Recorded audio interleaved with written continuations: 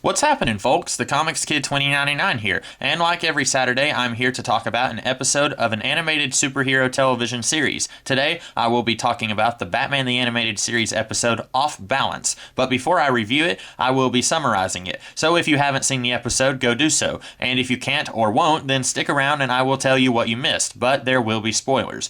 We start with Batman trying to get information on the Society of Shadows, an organization trying to steal a sonic drill from Wayne Enterprises. The Society is working with Count Vertigo, who is heading up the attempt to steal the drill. While trying to stop the Society from stealing the drill, Batman meets a mysterious lady named Talia, who helps him defeat Vertigo and get back his drill, until she steals it from Batman for her own nefarious purposes. But Batman is one step ahead and sabotages the drill so that it cannot be used. Talia's father then swears that this is not over between him and, as he calls him, the detective. So I should come clean. I did not expect this episode to be so fantastic. Most of the time, when I go into an episode I haven't seen before, as was the case here, I go in with reasonably low expectations. That's not to say that I ever anticipate this series being bad or anything like that. There have been quite a few episodes in the previous 49 that I really liked, but there have been a few episodes that had a few issues and a few others that have been downright bad. So I never go into this series expecting it to be perfect. But when it does happen, I come away an extremely pleased viewer, which is what happened this time.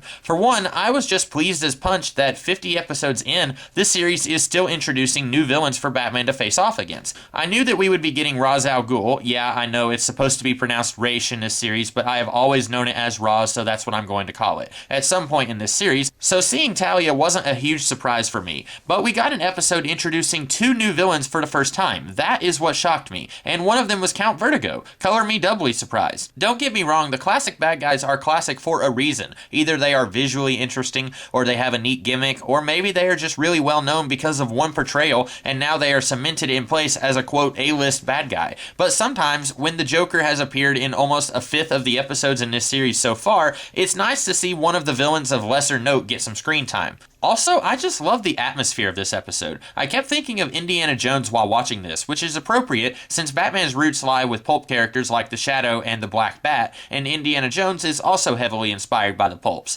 Things like having the climax of the episode set in an old-timey castle, a room full of booby traps, an organization called the Society of Shadows. Heck, Count Vertigo's outfit here even kinda sorta looks Nazi-ish. To further parallel this episode with Indiana Jones, Talia's really fake German-ish accent that we got here reminded me a lot of Elsa from Last Crusade, and then Talia ends up betraying Batman just like Elsa betrayed Indy, although anyone who was familiar with Talia from the comics knew that that was coming from a mile away. All of this stuff makes me wish that we could have had an entire series with this kind of atmosphere. Mad scientists, evil cultists, Batman traveling outside of Gotham to fight evil. It's such a departure from what this series usually does, and I'm not saying that this series usually is bad, but it was really fun to get some stuff that was really different for an episode. Maybe if they did do this kind of thing all of the time, it would lose its flavor for me. I don't know. I was a little confused about one thing in this episode, and that was how exactly Talia factored in with the Society of Shadows. Batman deduces at the end of the episode that she was one of them, and that is how she was so familiar with a castle that they were held captive in. But was that really the case? If she was working with the Society the whole time, then why did she interfere with the Count's attempt to steal the drill? Was the Count actually an enemy of Ra's al Ghul? If he was acting against the wishes of Ra's, then how did he get so many of Raz's followers to follow him? And if he was acting contrary to Raz's wishes, then how would that explain how Talia knew that castle so well? I feel like this isn't so much of a plot hole as it might seem. With how strong the rest of this episode was, I'm thinking that the screenwriter, comics' own Len Wein, explained this at some point, but the explanation possibly just didn't get into the final cut of the episode. Maybe this could have been avoided if Talia's face-heel turn happened a tad earlier in the episode, so that we could have had a little bit more room to explain the how and why of her alliance with Vertigo. That's about all I have to say about this episode. This was a lot of fun, and after this episode, I'm really looking forward to see what this series does with Ra's al Ghul, and where the series goes in general from here. I hope you guys liked this episode and my review of it. If you did, then next week I'll be doing a similar review of an episode of Batman Beyond, and the week after that, I'll be doing another episode of Batman the Animated Series. So be sure to check out those videos, as well as any other videos that I'll be doing throughout the week. And if you did like this video, then be sure to like, share, comment, and subscribe. Until next time, I hope you guys have a great rest of the day. Catch you later.